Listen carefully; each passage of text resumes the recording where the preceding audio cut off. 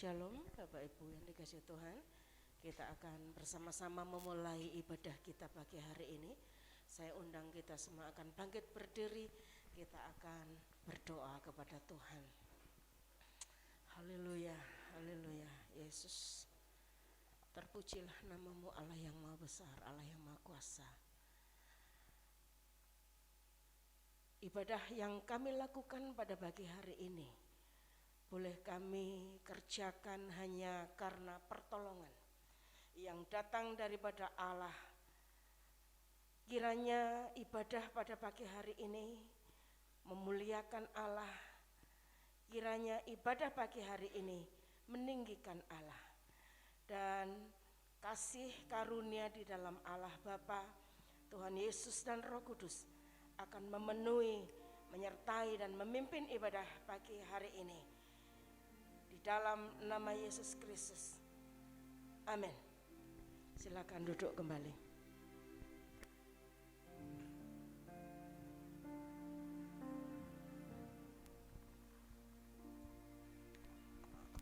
Puji nama Tuhan. Shalom Bapak Ibu Saudara. Ada sukacita hari ini. Amin. Saya percaya pernyataan Tuhan sungguh luar biasa dalam kehidupan kita. Pertolongannya tidak pernah terlambat dalam hidup kita. Biarlah pada pagi hari ini kita mau datang, kita mau mengucap syukur buat segala kebaikan Tuhan. Mari kita bersaat teduh sejenak. Kita mau mempersiapkan hati kita. Haleluya. Terima kasih Tuhan.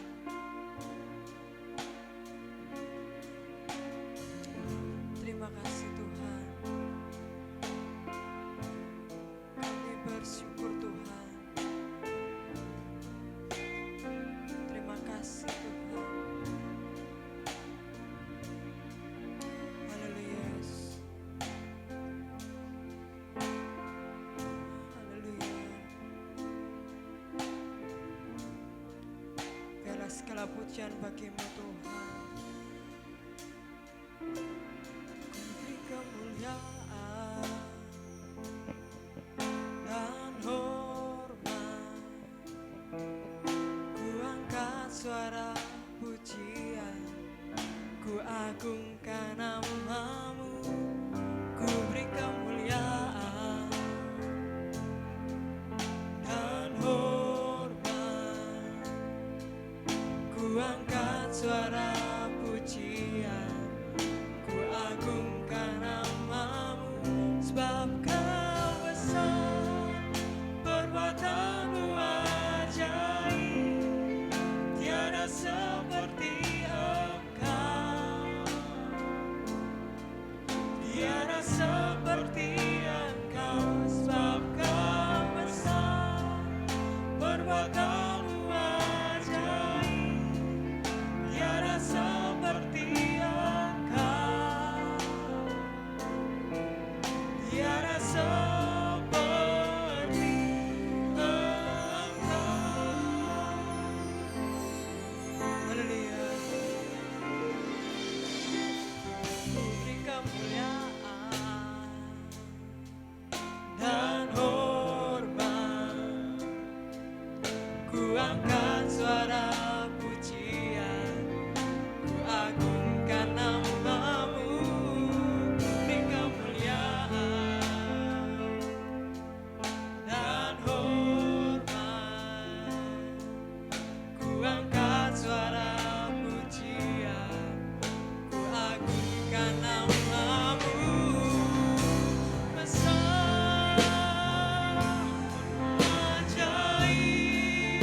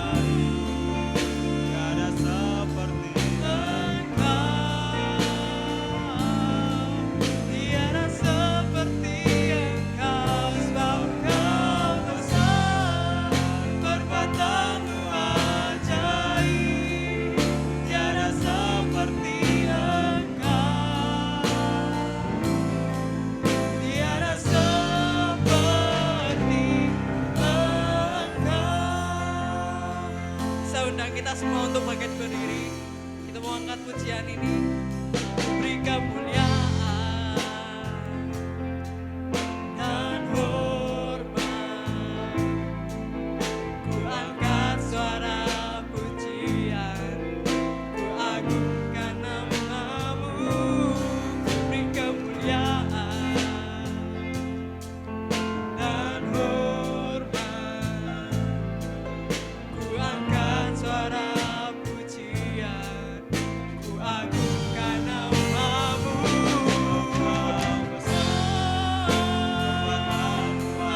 Ajaib, tiada seperti Engkau, tiada seperti Engkau, sebab Kau besar. Perbuatanmu ajaib, tiada seperti Engkau,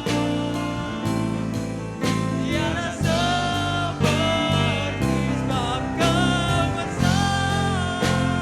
Perbuatanmu ajaib, tiada seperti Engkau, Kau Allah yang besar. Tiada seperti Engkau, sebab Kau besar. Perbuatanmu ajaib, tiada seperti Engkau, tiada seperti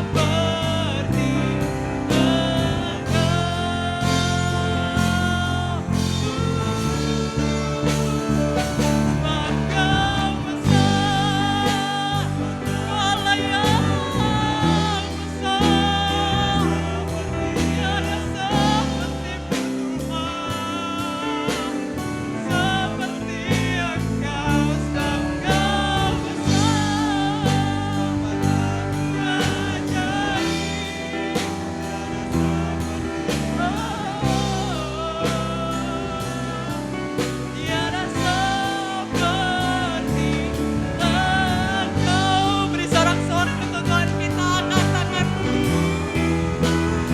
Sebab Kau besar. Haleluya. Seperti Engkau, tiada seperti Engkau. Sebab Kau besar Tuhan. Ajaib, tiada seperti Engkau, tiada seperti Engkau, tiada seperti Engkau, tiada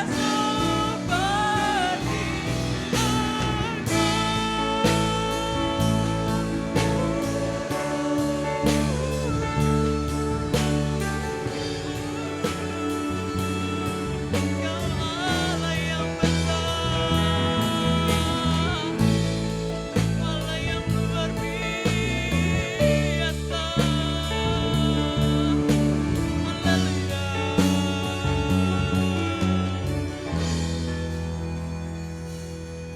Haleluya.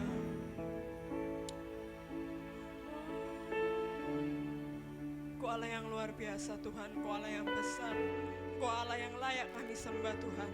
Bila pada pagi hari ini kami mau memuji Engkau, kami mau meninggikan Engkau Tuhan, kami mau sorak-sorai buat Engkau Tuhan. Terima kasih Tuhan, kami serahkan ibadah ini ke dalam tangan-Mu. Haleluya. Amin. Amin. Siap untuk memuji nama Tuhan? Amin. Kita mau terus berjalan bersama Tuhan Yesus.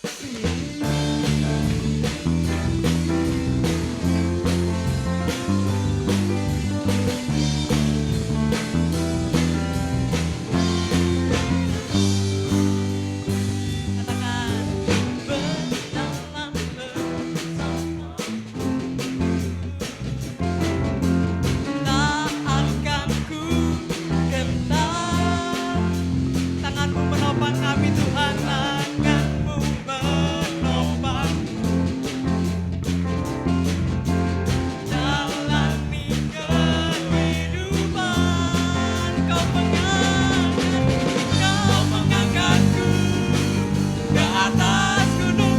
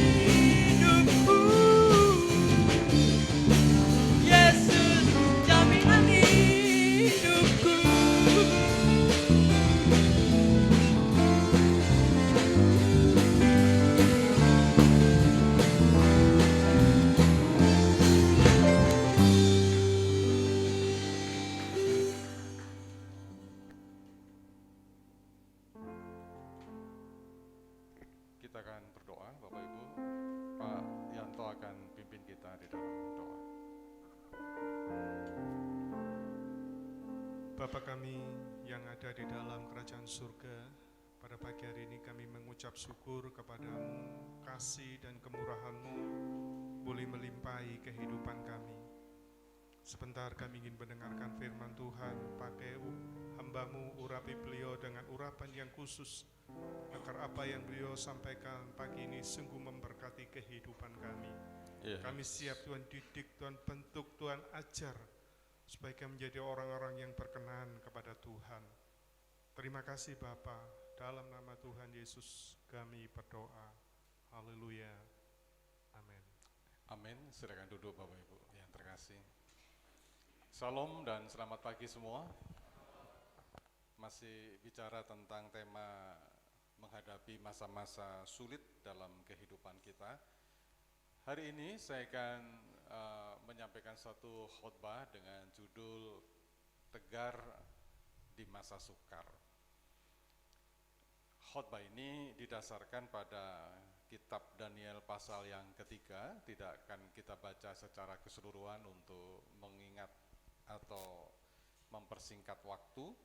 Ya, nanti ada beberapa ayat yang akan kita kutip, yang akan kita petik di dalam pemberitaan firman Tuhan ini.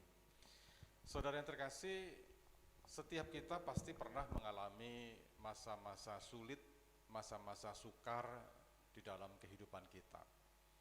Dan pada umumnya ada dua cara yang biasa diambil oleh banyak orang ketika menghadapi masa-masa susah atau masa-masa sulit. Yang pertama, cara yang paling mudah adalah menghindar. Ketika kita punya masalah, maka yang paling gampang adalah kita menghindari persoalan itu. Tetapi menghindar akan sebuah persoalan itu tidak menyelesaikan masalah. Kenapa? Kalau satu kali masalah itu datang kembali, kita akan mengalami kegagalan dalam menghadapi masalah dan akhirnya hidup kita menjadi hancur. Cara yang kedua adalah menghadapi masalah itu. Memang ketika menghadapi masalah akan sulit, kita akan mengalami penderitaan, kita akan mengalami kesukaran, tetapi ketika kita mampu mengatasi masalah itu, satu kali ketika masalah itu datang kembali, maka kita cukup cakap, cukup mampu untuk mengatasi persoalan. Nah, di dalam Daniel pasal yang ketiga ini, Bapak Ibu, ya, kita melihat ada kisah dari 3 pemuda, Sadrah, Mesak, dan Abednego yang menghadapi sebuah persoalan. Belajar dari kisah Sadrah, Mesak, dan Abednego ini, kita akan melihat beberapa hal terkait bagaimana kehidupan mereka, bagaimana cara mereka menghadapi persoalan itu. Yang pertama yang bisa kita pelajari sudah terpampang di depan, bahwa kadangkala kita itu menghadapi kesukaran dan kesulitan yang tidak bisa dihindari. Di dalam Daniel pasal 3 ayat yang ke-15 dikatakan demikian oleh firman Tuhan. Sekarang, jika kamu bersedia, demi kamu mendengar bunyi sangkakala, seruling, kecapi, rebab, gambus, serdam, dan berbagai-bagai jenis bunyi-bunyian, sujudlah menyembah patung yang kubuat itu. Tetapi jika kamu tidak menyembah, kamu akan dicampakkan seketika itu juga dalam perapian yang menyala-nyala. Dan dewa manakah yang dapat melepaskan kamu dari dalam tanganku? Saudara, ketika saya membaca teks ini, saya melihat bahwa sebetulnya kehidupan Sadrah, Mesak, dan Abednego itu sebelum kejadian ini adalah kehidupan yang nyaman, kehidupan yang tenang, kehidupan yang tidak ada persoalan. Kenapa? Karena Sadrah, Mesak, Abednego walaupun dia adalah bangsa yang dibuang dari Israel ke Babel, tetapi di Babel ketiga pemuda ini mendapat posisi kedudukan yang sangat mentereng. Pada ayat yang ke-12, nanti Bapak Ibu bisa baca di rumah ya, itu mereka disebutkan ada di dalam posisi sebagai pemerintah yang membawai kerajaan Babel. Saya coba membuka di dalam tafsiran apa yang dimaksud dalam jabatan yang dimiliki oleh Sadrak, Mesak, dan Abednego ini. Ketiga pemuda itu diduga pada masa itu mempunyai jabatan sebagai bupati atau gubernur. Ya, waktu itu mungkin pemilahan kayak begini belum begitu detail kayak kita sekarang. Tetapi bisa dikatakan mereka adalah orang-orang yang dalam posisi-posisi yang cukup strategis. Entah gubernur, entah bupati. Jadi dia orang-orang yang memiliki atau mempunyai wewenang sebuah daerah yang cukup besar. Artinya hidup mereka berkecukupan, nyaman. Mereka punya pegawai, memiliki segala sesuatu sebagai seorang pejabat pemerintah. Dalam kondisi yang aman, tentram kayak begini, damai sejahtera kayak begini, tidak ada persoalan apa-apa, tiba-tiba dus gitu, muncul sebuah peraturan dalam peribadatan bahwa setiap orang harus menyembah patungnya Nebukadnezar. Ketika undang-undang itu keluar mungkin bagi mereka tidak ada persoalan, tetapi ketika undang-undang itu diimplementasikan bahwa tiap orang harus menyembah, ini yang menjadi persoalan. Mereka kemudian tidak mau menyembah. Ketidaktaatan untuk tidak menyembah kepada patung ini diketahui oleh rekan-rekan sesama pejabat publik, sesama para politisi itu, sehingga dibawalah persoalan ini ke hadapan Raja Nebukadnezar. Tuh lihat, ada 3 orang yang tidak mau tunduk pada undang-undang ini. Nah, pada saat itulah kemudian ketiga pemuda itu diperhadapkan kepada Raja Nebukadnezar dengan 2 pilihan. Kamu mau taat kepada sang raja, kepada aku, mungkin Nebukadnezar berkata begitu, yang telah memberikan engkau jabatan, yang telah memberikan engkau posisi, yang telah memberikan engkau macam-macam. Kalau engkau taat, sembahlah patung Nebukadnezar ini. Tetapi kalau engkau tidak mau, engkau mau menyembah kepada Tuhanmu, kepada Allahmu, maka pilihannya adalah semua kenikmatan itu harus engkau lepaskan dan engkau digantikan sebuah hukuman, dilemparkan ke dalam perapian yang menyala-nyala. Saudara, seperti yang saya bilang, kadang kita ini tiba-tiba diperhadapkan pada kesukaran-kesukaran yang tak terhindarkan ini. Pertanyaannya adalah apa yang harus kita lakukan ketika kita diperhadapkan pada pilihan-pilihan yang kayak begini? Apakah kita akan memilih mempertahankan kenikmatan duniawi, mempertahankan kenyamanan yang kita miliki, atau kita akan bergantung sepenuh kepada Tuhan dan memilih menyenangkan hati Tuhan, bergantung sepenuhnya untuk tetap hidup di dalam Tuhan. Itu pilihan yang gak gampang. Bayangkan kalau saudara sebagai Sadrak, Mesak, dan Abednego dalam posisi sebagai seorang gubernur, sebagai posisi sebagai seorang bupati, kemudian tiba-tiba ada pilihan, kamu akan mempertahankan jabatanmu tapi meninggalkan Tuhan, atau kamu tetap dalam jabatanmu tapi engkau mengabaikan Tuhan. Repot, saudara. Seperti ini yang seringkali terjadi di dalam kehidupan kita. Dan saya melihat sistem politik di Indonesia kadang-kadang juga diperhadapkan pada pilihan-pilihan yang kayak begini. Siapa tahu hari ini di antara kita ada yang masih masuk di dalam fase kehidupan yang seperti ini. Milih antara kehendak Tuhan atau kenikmatan dunia. Yang kedua, ketika kita menghadapi ini, kita harus berani menghadapi tantangan itu walaupun sukar, saudara. Saya akan ajak kita untuk melihat ayat yang ke-16, saya akan bacakan Bapak Ibu, ayat 16. Lalu Sadrak, Mesak, dan Abednego menjawab Raja Nebukadnezar, tidak ada gunanya kami memberi jawab kepada tuanku dalam hal ini. Jika Allah kami yang kami puja sanggup melepaskan kami, maka ia akan melepaskan kami dari perapian yang menyala-nyala itu dan dari dalam tanganmu ya Raja. Tetapi seandainya tidak, hendaklah Tuhan mengetahui ya Raja, bahwa kami tidak akan memuja dewa tuanku dan tidak akan menyembah patung emas yang tuanku dirikan ini. Saudara, pilihan ini berat, tetapi Sadrak, Mesak, dan Abednego memilih untuk tidak menghindari tantangan. Dia berani menghadap kepada raja, dan ketika diperhadapkan pada satu pilihan, Nebukadnezar memberikan pilihan yang mana? Mereka menghadapinya. Saudara, biasanya kalau sebuah pilihan itu menyangkut nyawa, risiko nyawa, banyak orang meninggalkan apapun demi menyelamatkan nyawanya. Secara kasat mata kita sekarang melihat Sadra, Mesak, dan Abednego itu nyawanya ada di dalam genggaman Raja Nebukadnezar. Kamu mau apa? Kalau kamu mau nurut aku, hidupmu nyaman. Tapi kalau engkau tidak mau nurut aku hancurkan hidupmu. Nah, tantangan itu dihadapi.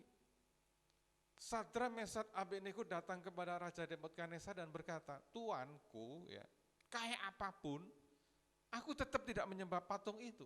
Aku tetap menyembah raja. Dan perhatikan baik-baik saudara, perhatikan teks ini. Saya ketika merenungkan ini, ternyata Sadra, Mesak, dan Abednego itu memiliki kualitas iman yang sama kayak kita. Apa itu? Mengalami kegamangan, mengalami ketakutan, mengalami kebimbangan. Sadra, Mesak, Abednego secara sepintas, wow gitu. Tapi dari teks ini saya melihat dia juga mengalami kegamangan. Apa? Dia katakan begini, seandainya Tuhan tidak menolong aku. Kata seandainya ini kan bicara tentang keraguan-raguan. Sadra, Mesak mungkin tidak berani berkata begini, kalaupun Tuhan akan menjerumuskan aku ke dalam perapian yang menyala, aku pasti ditolong Tuhan. Sadra, Mesak, Abednego nggak berani berkata demikian. Dia nggak ngerti kira-kira ke depan kayak apa, apakah Tuhan akan menolong dia, apakah Tuhan melepaskan dia, apakah Tuhan menjerumuskan dia, apakah Tuhan akan berpangku tangan, dia nggak ngerti.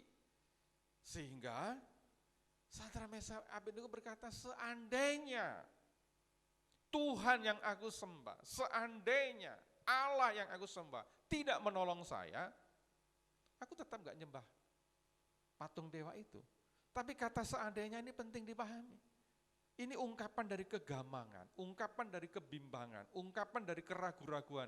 Bener nggak ya Tuhan nanti menolong saya? Tetapi poin pentingnya di sini adalah ketika pemuda itu berani menghadapi tantangan, walaupun bimbang. Bapak Ibu pernah nggak ngalami posisi yang kayak begini? Ketika kita diperhadapkan antara ikut Tuhan atau meninggalkan Tuhan. Antara menyenangkan Tuhan atau menyakiti hati Tuhan. Antara ikut dunia atau ikut Tuhan. Dan kemudian kita berpikir kalau aku ikut Tuhan kira-kira gimana ya? Apakah tiba-tiba terjadi mujizat? Apakah tiba-tiba terjadi pertolongan yang luar biasa? Enggak yakin aku, enggak ngerti aku. Saudara, ketika engkau mengalami kebimbangan ini, saya mau kasih tahu, hamba Tuhan sekali Sadra, Mesak, dan Abednego itu pun mengalami kegalauan yang sama yang seperti kita. Sama. Saya pun kadang-kala juga mengalami kegalauan kayak begini, kira-kira Tuhan tolong enggak ya? Kira-kira Tuhan nanti ulurkan tangan enggak ya?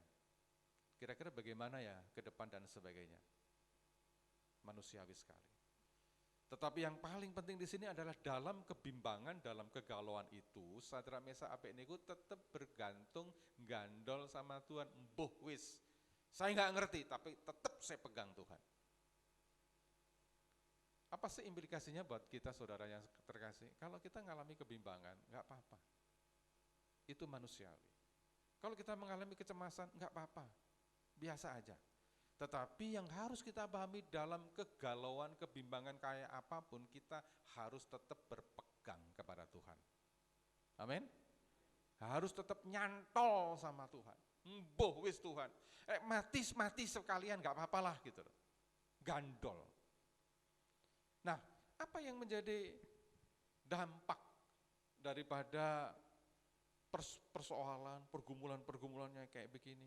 Saya akan bacakan pada ayat yang ke-30 Bapak Ibu. Perhatikan ayat ke-30. Lalu Raja memberikan kedudukan tinggi kepada Sadra, Mesak, dan Abednego di wilayah Babel. Apa yang bisa kita pelajari Bapak Ibu?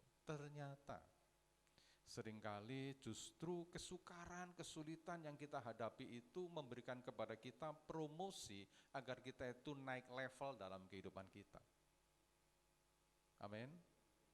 Saya mau tanya, seandainya Sadra, Mesak, Abednego ini kemudian nuruti maunya Raja Nebukadnezar, oke lah saya ikut Tuan Raja, saya tidak mau ikut omongannya Tuhanku, aku ikutlah, aku sembah itu. Saya yakin pasti posisi Sadrak Mesak Abednego ini tetap sebagai pembantunya raja, entah gubernur, entah bupati yang tadi, tapi dia akan kehilangan Tuhan.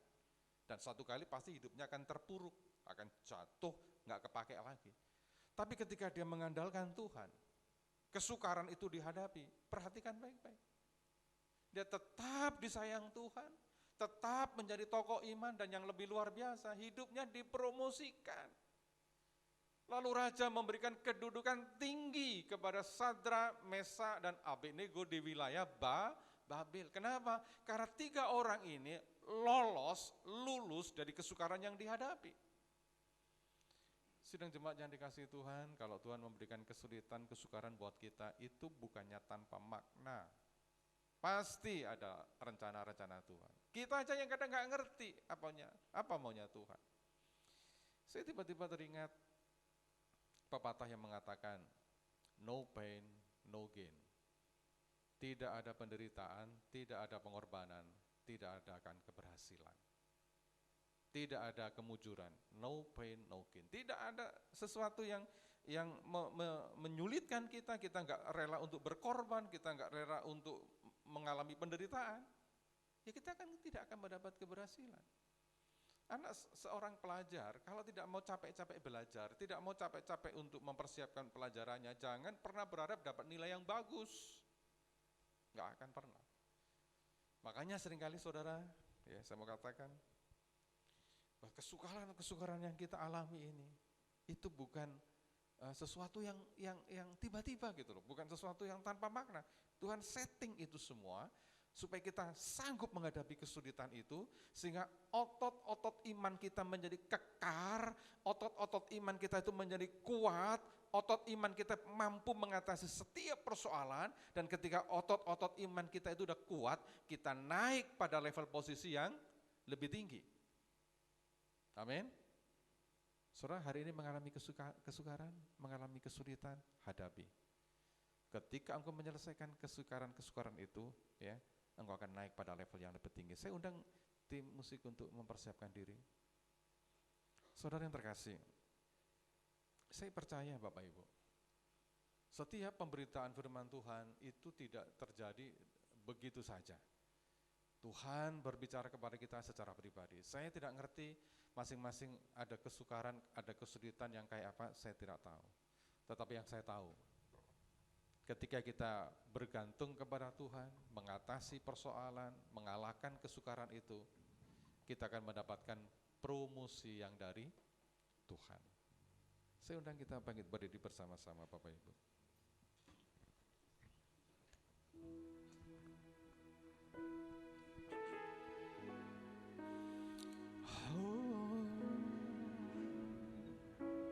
Haleluya.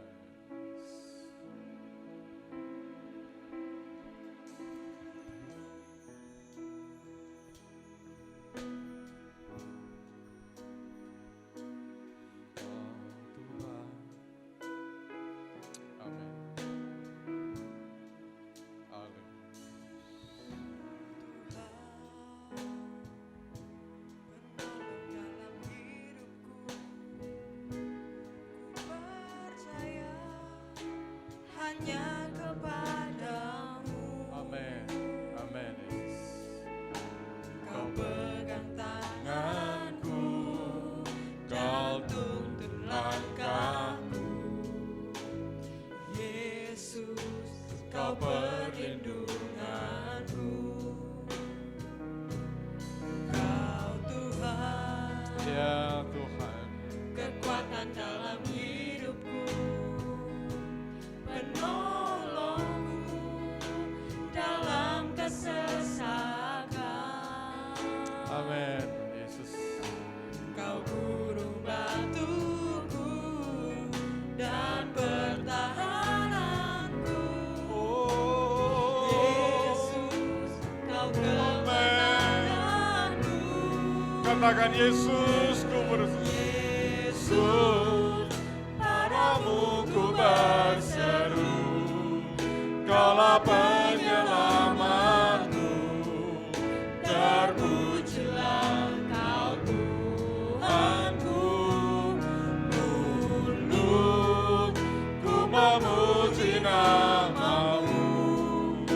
sepanjang umur hidupku. Terpujilah Kau Tuhanku di atas segalanya.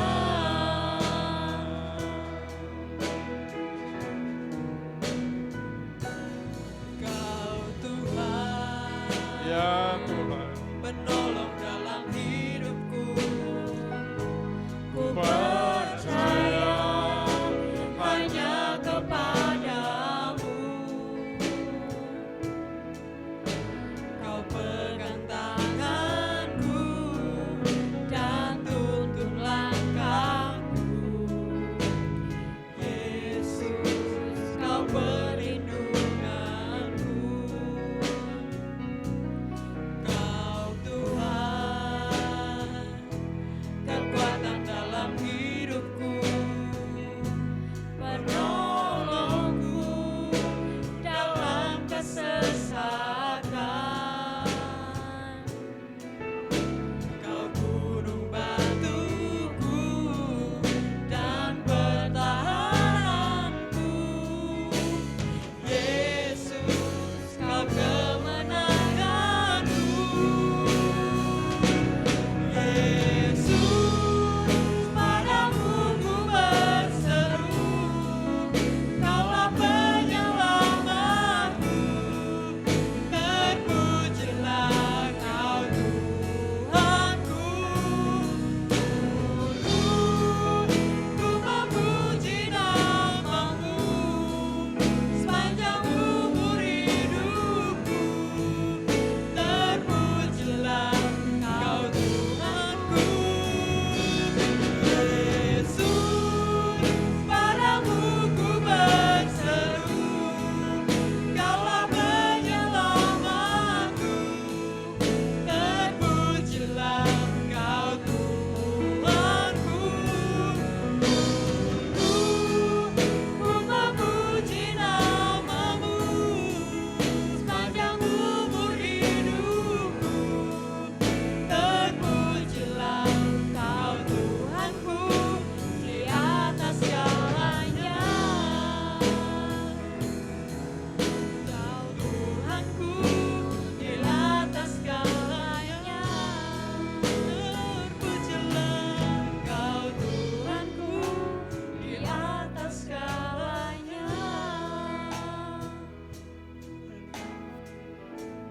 Saya mohon dengan kasih Bapak Pendeta Yeremia untuk berdoa.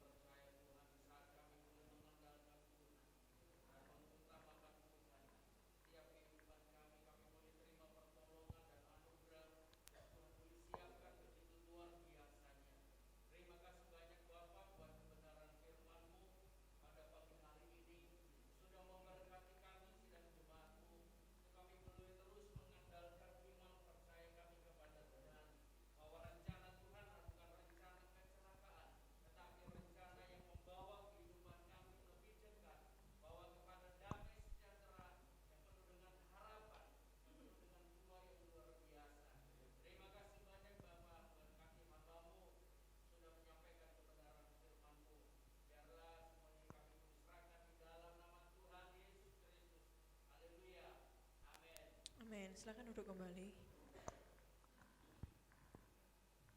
Kita akan mempersiapkan persembahan kita. Saya mengundang petugas persembahan untuk maju ke depan. Kita akan sekali lagi berdoa.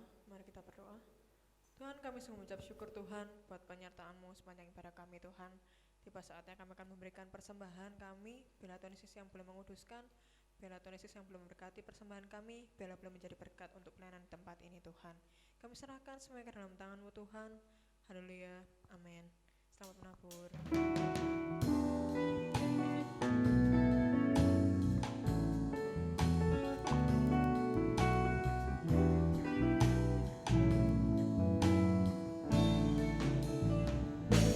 Aku ingin selalu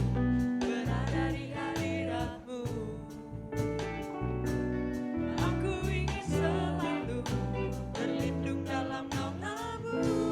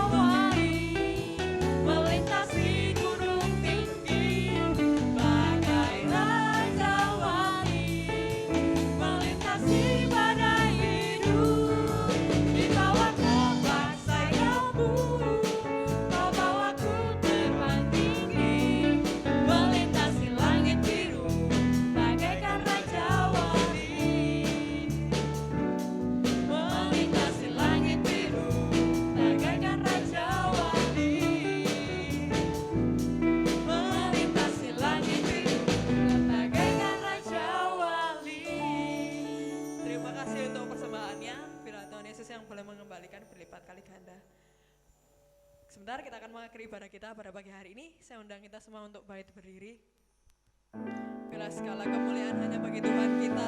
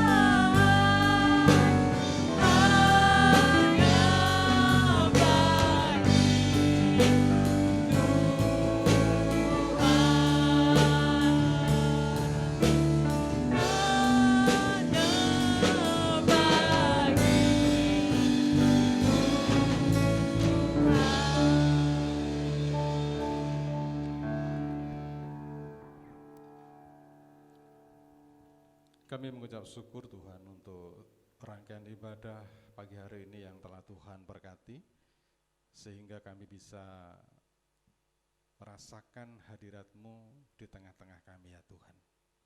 Hamba berdoa untuk seluruh sidang jemaat, ketika mereka menghadapi kesulitan, kesukaran dalam hidup, berikan kekuatan, berikan kemampuan untuk bisa menyelesaikan setiap pergumulan yang mereka hadapi.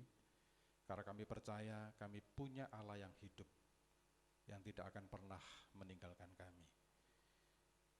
Lindungilah seluruh sidang jemaat-Mu ya Tuhan, lindungi dari segala yang jahat, lindungi dari wabah COVID-19, lindungi dari segala sakit penyakit. Dan biarlah kami berjalan di jalan-Mu ya Tuhan, jalan yang penuh dengan kebajikan dan kemurahan, yang menuntun kami ke air yang tenang, ke rumput yang hijau, yang menyegarkan jiwa kami. Engkaulah gembala kami ya Tuhan. Terima kasih ya Tuhan. Di hadapan kami inilah korban persembahan kami. Baik korban persembahan ucapan syukur, persepuluhan, ataupun korban persembahan yang lain. Terimalah sebagai korban persembahan yang kudus dan yang berkenan di hadapan-Mu ya Tuhan. Kami percaya setiap orang yang telah memberi, akan Tuhan balas dengan lipat kali ganda. Sidang jemaat yang dikasihi oleh Tuhan, terimalah sekarang segala berkat, rahmat dan anugerah dari Allah Bapa kita, cinta kasih dari Tuhan Yesus Kristus, persekutuan, penghiburan dan sukacita di dalam Roh Kudus, kiranya melimpahi kita semua dari sekarang sampai selama-lamanya. Haleluya. Amin. Silakan duduk sebentar Bapak Ibu. Saya hanya ingin memberikan informasi beberapa hal karena saat ini kan zamannya media sosial. Jadi bagi Bapak Ibu yang punya WA dan namanya belum tergabung dalam WA grupnya GKB Philadelphia, bisa kontak saya untuk saya masukkan ke dalam grup, karena ini bentuk komunitas kita sehingga saling berbagi informasi. Yang sakit bisa kita doakan, yang bergumulan berat juga bisa kita doakan dan sebagainya. Bisa menghubungi saya atau Debbie ya, atau Bulani kalau tidak salah, yang adminnya itu yang pertama. Jadi mari kita galakkan WA grup kita. Yang kedua, GKB ini punya 2 akun di media sosial, yang satu di Facebook ya GKB Philadelphia, dan yang satu di YouTube GKB Philadelphia. Saya menghimbau Bapak Ibu ya sering-sering kunjungi akunnya GKB, entah Facebook, entah YouTube, dan ketika mengunjungi ya klik untuk jempolnya itu ya, yang suka itu, supaya akun kita bisa terus ya berkembang dan mendapatkan banyak orang, sehingga pelayanan kita juga semakin terjangkau. Untuk yang YouTube ya langganan ya, subscribe supaya juga banyak. Mungkin ada di antara Bapak Ibu yang tidak punya YouTube ya, yang sering buka YouTube ya, sering-seringlah buka gitu, nanti akan melihat pelayanan-pelayanan kita. Itu sih yang saya ingin saya sampaikan supaya ke depan ya, di era informatika ini pelayanan di media sosial kita bisa semakin berkembang dan semakin baik. Tuhan memberkati, silakan saat teduh sebentar.